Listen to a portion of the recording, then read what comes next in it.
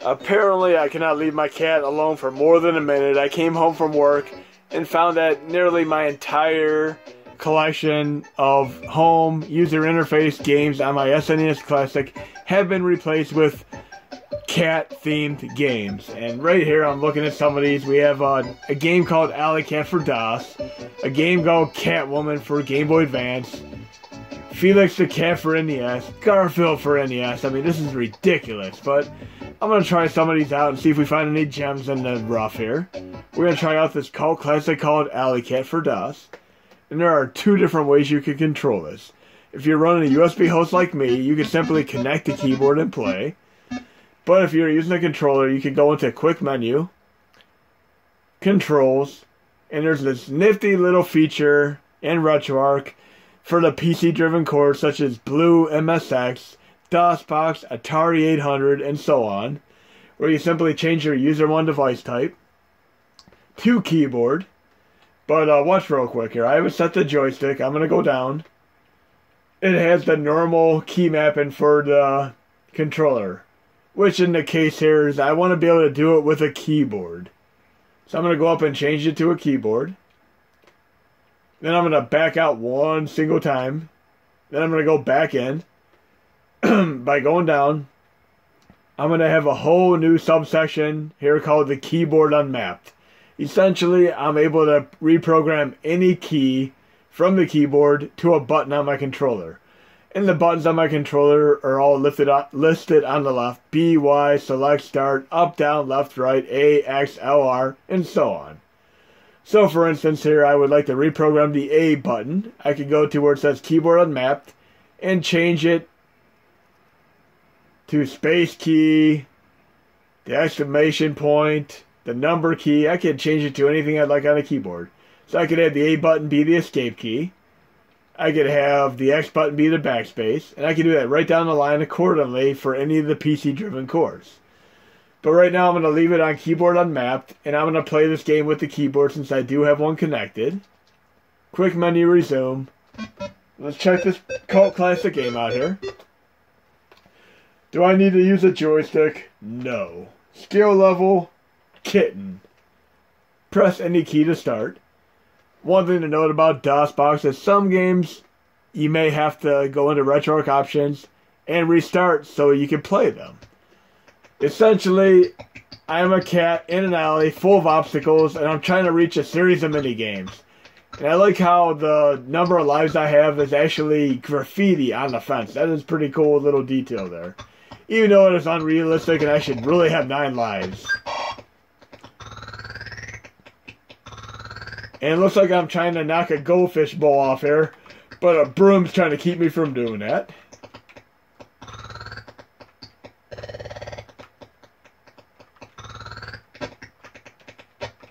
Pretty funny. I actually was hanging on the curtains.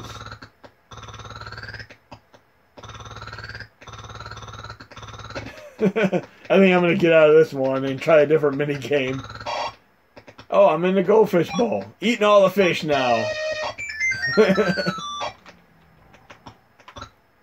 This is a cult classic. I've heard many things about this being a tremendously popular DOS game, should I say, back in the day. I can see that. It definitely is pretty colorful and cool for what it is. Really good retro feel here. Again, jumping into the open windows will generally get you into the mini games. But this is Alley Cat, and there's one other mini game I did that was kind of cool. Let's try, see if we can find it real quick. I could do this. Wait for another window open here. Now I'm running out of my 3 lives rather than my 9 lives in the process here.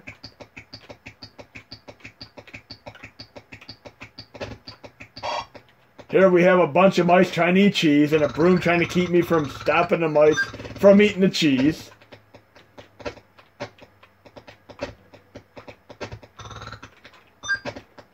I could do this. Let me beat at least one mini game here.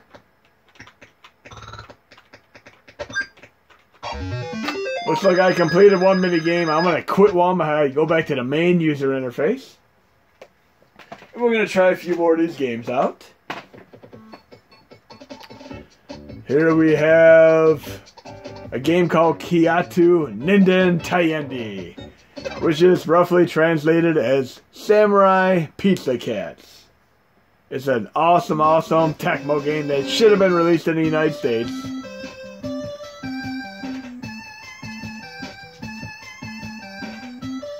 And here it is actually going to tell me about my various characters that I can use and what their abilities are. I have Katten, who can smash rocks. Meowsma, who will be able to dig in the ground. Batcat, who can fly high. Spritz, who is #1 in the water.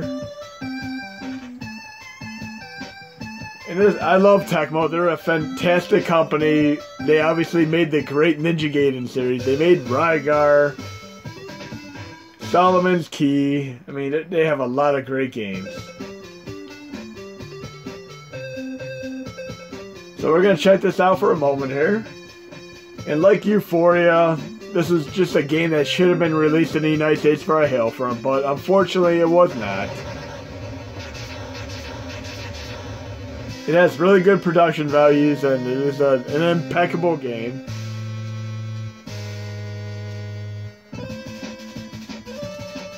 Sounds quite a bit like the classic Ninja Gaiden music, also made by Tecmo. I'm a tremendous Ninja Gaiden fan. I've had pretty much every Ninja Gaiden you can imagine, and I really, really love the Xbox version. It's probably one of my top 10 favorite games of all time, and yes, I did beat it. Right from the get-go, we're treated to amazing graphics for the NES, good music, good solid gameplay here, and it even has a little bit of a Goemon feel to it, which is made by Konami. And speaking of Euphoria, that game was also made by the company Sunsoft, who made Blaster Master, Gremlins, and Batman. And let's not forget they also made Fester's Quest. But yes, I can pause the game like TMNT 1 and switch between the various characters here. And I even have a Konami style ability like Castlevania where I can hold up and push the attack button. Really, really fun game. Again, I'm sort of disappointed this was never released over here, because I definitely would have enjoyed playing it when I was younger. But at least I can enjoy it now. And I am playing a translated version of this, which you can find online or patch. And here's your typical exploit that you find in the game. You can leave a screen, come back, and find the hearts have replaced or replicated. You can do this in Mega Man as well. The first Mega Man. Here we have a block that I am unable to get past, but when we watched the intro there, it's telling me I can use Katten to smash blocks.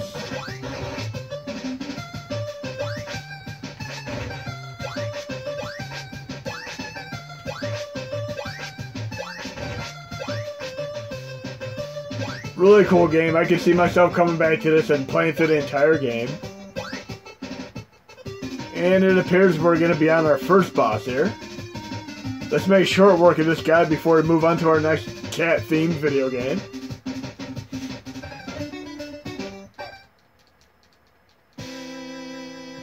The Samurai Pizza Cats. And I remember when I was younger, when TMNT first came out and it wasn't really popular, it was actually swapped out with other cartoons in this one weekly cartoon series I used to watch. It had cartoon series such as Sewer Sharks, Samurai Pizza Cats, and TMNT. But then of course, TMNT took off around the same time that the real Ghostbusters came out, and there was no looking back. It became nearly one of the most popular cartoons you can see on TV. Now I'm loving these bigger bosses that are similar to Mega Man 2.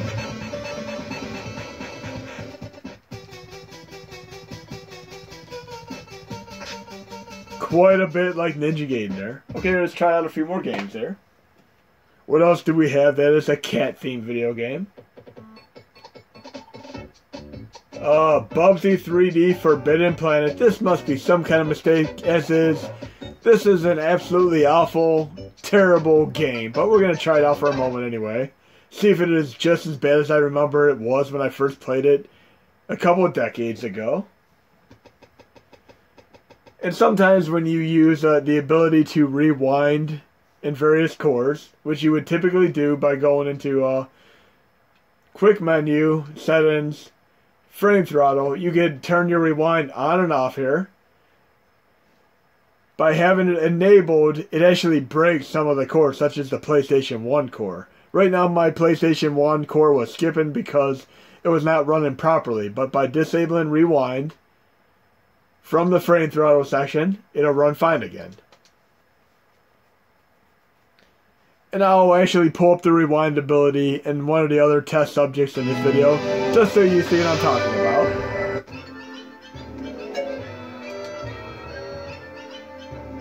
Terrible, terrible game. I'm having a bad vibe about playing this. I'm going to get a bad aftertaste, and I don't think any amount of mouthwash is going to be able to clean this out. To think that Mario 64 was on the cartridge and it walked circles around this game.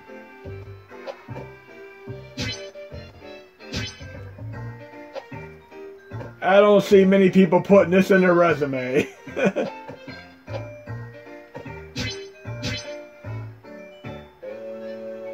Absolutely awful game here. Now, what would a platform game be without platforms? And a terrible New Jersey accent. Kind of like a New Jersey crossed over with a Three Stooges curly accent here. To think Jumpin' Flash, which was also a premier PlayStation 1 title, is just infinitely better than this. I think I'll stick to my Mario 64 and my Jumpin' Flash series. This is bad. Really, really bad. I'm going to exit here and we're going to see what else we have to play.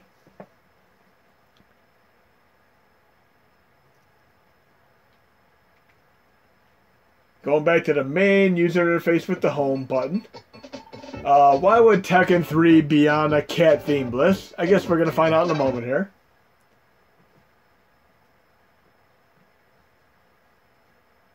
And again, if I hear my skipping noise on here, like this, the game is not run properly because the frame throttle is enabled. And if you happen to mess up a RetroArch option, such as going into the audio settings, and you accidentally bump the wrong thing, and then you find out you have no audio for anything, you can simply reinstall RetroArch, uninstall and reinstall it. So if you mess up with some option, just reinstall it. But right now I'm going to frame throttle, disable and rewind, and I'm going to resume and my PlayStation 1 core will be fine again. And again, various cores have different effects as far as rewind is concerned, and I'll give you an example of this within the course of this video. We'll test the Super Nintendo game and I'll show you.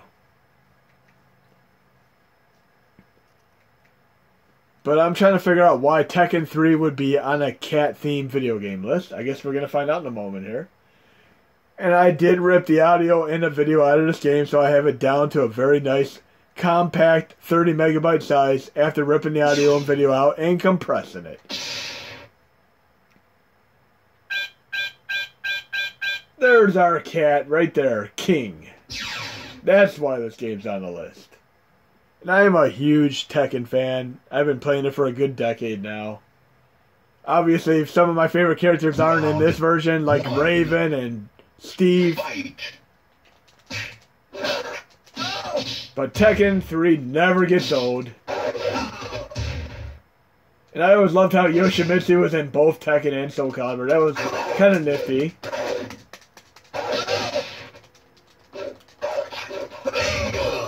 Really, really awesome game. Never, ever gets old. Well, let's see what else we have here. More cat-themed games. And, of course, I'll clarify how that frame throttle works on another game here. Various cores have the ability to rewind if you enable it within the RetroArch options. More cat games here. We have Jim Lee's Wildcats. And there's a very, very interesting story behind the whole Wildcats. There were 3 individuals who actually went and formed a company called Image Comics. And they did this because companies such as Marvel and DC, they would have people write and produce and all that comics for them, but the company themselves would own the comics. The people who created the comics wouldn't really own them. A perfect example of this is Stan Lee. Even though he created Spider-Man, Marvel owns Spider-Man. But some people didn't like this and they formed Image Comics. And you have Todd McFarlane, who created Spawn. You have Jim Lee, who did the Wildcats. And then you had another guy who created Deadpool. And they all formed Image Comics. And of course this soundtrack is phenomenal. It's by the same guy who did the soundtrack to Earthworm Jim and Advent Rising, Tommy Tallarico. I'm going to make sure my frame throttle is disabled here.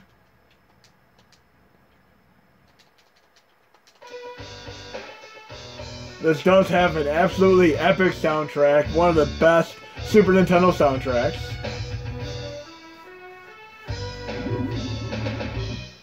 And this is based on an Image comic.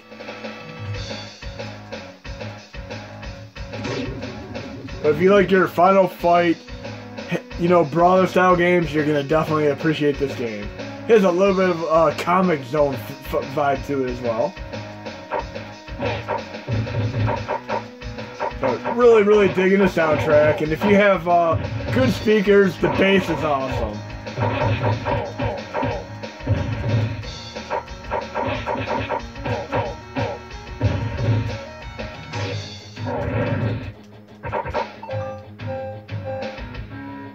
Tommy Tallarico rules, especially with this soundtrack here, and Earthworm Jim soundtrack.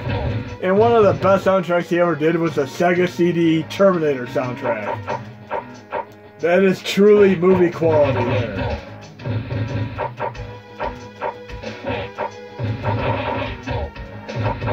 But really enjoying this game. I love brawler games such as Double Dragon, Final Fight, Cadillacs and Dinosaurs, The Punisher. You name it, brawler style wise, I love them all. Alien vs. Predator. Even the Death and Return of Superman is great too.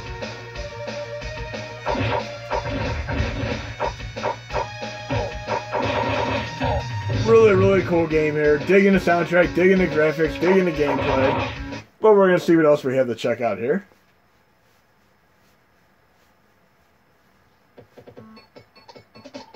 And Lion King, like many Disney games, is actually a pretty cool game. So, I mean, that's worth checking out as well.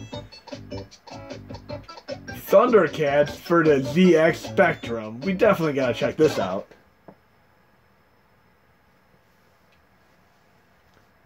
And this runs with the Fuse core, F-U-S-E. You're going to want to go into the quick menu, controls, device type, change it to the Kempston joystick, resume. Then you can push the select key to pull up the keyboard. I want to push the enter key. Then I can push J for joystick by pushing select and J.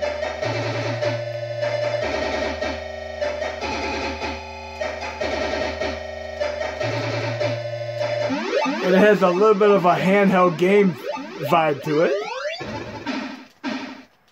Very difficult game, but cool at the same time. And I noticed my cat did something else while he was at it.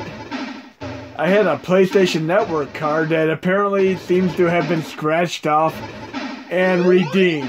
I'm kind of wondering what he used the card for as far as my PlayStation Network on PlayStation 3 and PS4 is concerned. I guess I'm going to have to find out.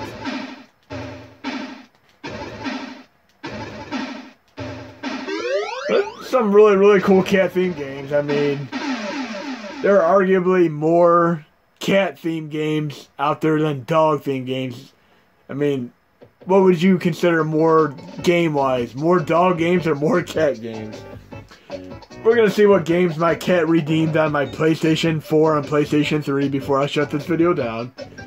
And it looks like he has a couple other cat games here, but even though it says Cat House Blues for the Atari 2600, it is not what he thinks. It is actually an adult-themed game that back in the day, they sold this in gun shops and adult stores. They did not sell this in normal stores whatsoever.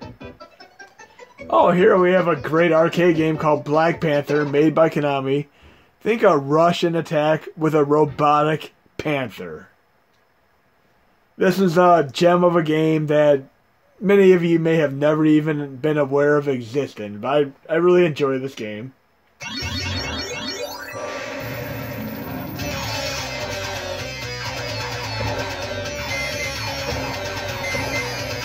Definitely a different kind of game.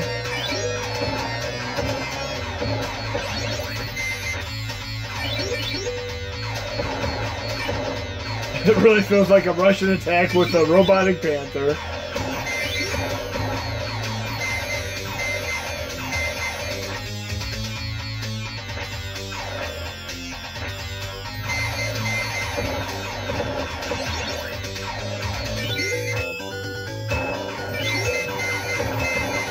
Yeah, I'll definitely be coming back and check this out a little more. It's pretty cool. But I'm going to boot up the PS4 and see what he did with my PlayStation Network card. But we have some good SNES classic games. He didn't do bad here. Going to my PS4 here. And what did he put on here? Let's see. Oh, can't go wrong with Shadow of the Beast for PS4. Awesome, awesome, awesome. But what is this? Cat Lateral Damage and Aqua Kitty Milk Mine Defender DX? I don't know about this. Hope this isn't a waste of my precious PlayStation Network money. Has a little bit of that Bravest Warrior style, you know, color animation to the intro there.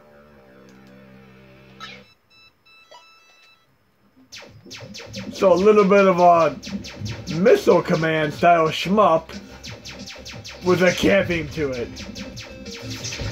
And Bravest Warrior style music.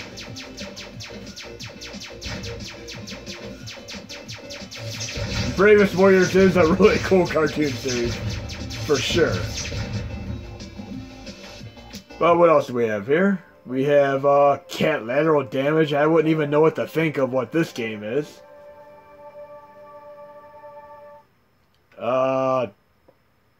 Almost looks like it'd be a Katamari Damacy style game with a cat. How would this play out? I guess I'm going to find out in a moment. And it looks like he was messing around with my PlayStation 3 as well.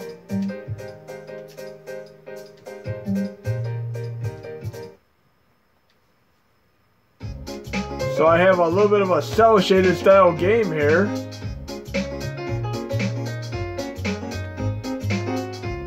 It looks like I just have to go around wreaking havoc in a house.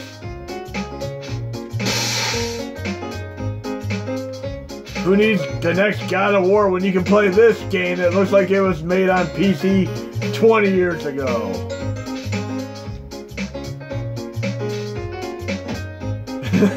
Pretty bad. I'm going to boot up the PS3 and we'll see what he got on there.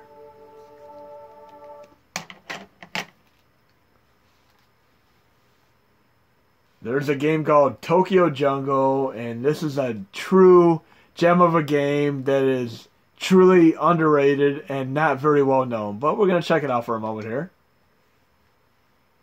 Basically, you have the ability to pick from an assortment of animals, from an alligator to a bear to even a kitten. And you can go around trying to survive in a jungle of a city, like an urban city, urban jungle. Really, really cool game.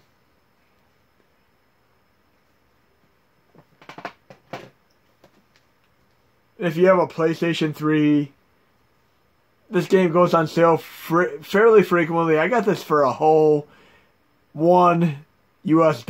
That's all it cost me, is $1 US. It was well worth the $1.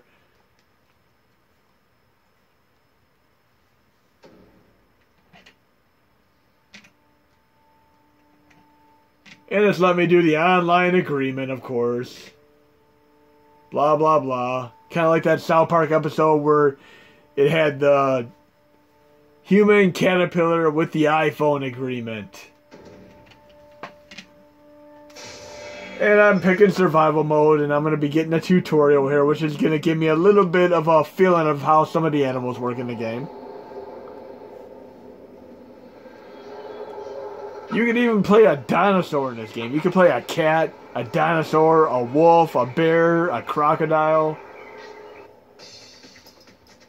And I'm apparently a Pomeranian right now. And I'm going through a little tutorial section here. I have to do a little bit of a stealth mechanic to get past these wolves and to safety. So I have to reach my destination by using the grass to stay hidden.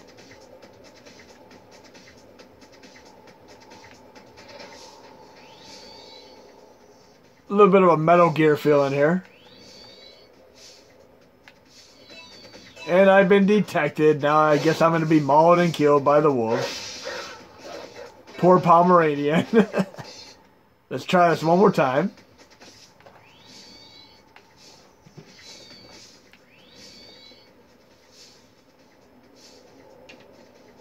Use a little more finesse now. And I made it to safety. Cool.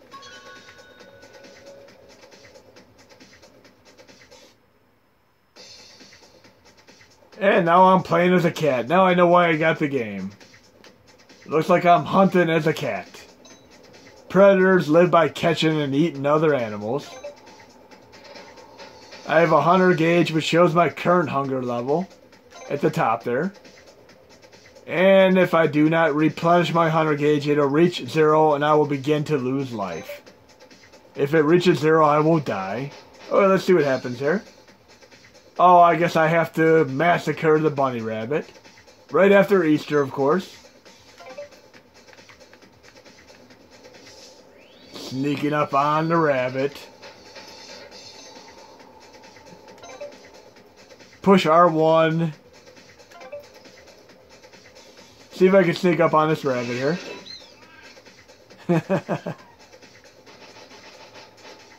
It looks like I failed. I didn't do it properly. I'll try this one more time. Nothing like killing a bunny after Easter. My cat's pretty sadistic at times.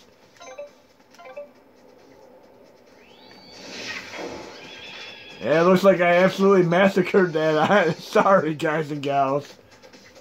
But hope you enjoyed the video. There'll be more to come.